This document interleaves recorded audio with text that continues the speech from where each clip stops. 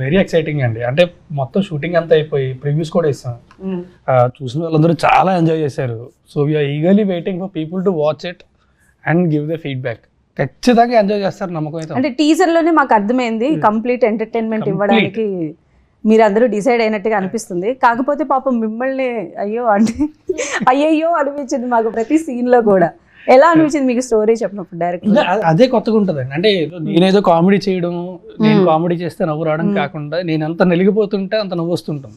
So that is a very ఫ్రెస్టిక్. అంటే crime comedy అంటే బయటకు చూసి కామెడీ చేసినట్టు అలా డైవర్ట్ చేయకుండా ఈ stay true to the story and ఎక్కడ బయటకు రాకుండా దాంతోనే ఉంటా ఫుల్ గా నవ్విస్తుంది. ఫస్ట్ మూవీ నుంచి కూడా కంప్లీట్ ఎనర్జీ మీతోనే క్యారీ అవుతూ ఉంటుంది సినిమాకి.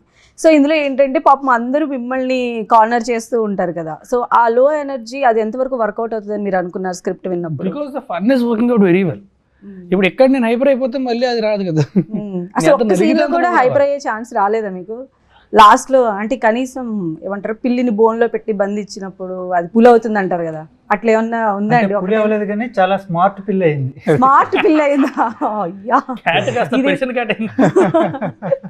దాన్ని ఏఐలో డిజైన్ చేశారా?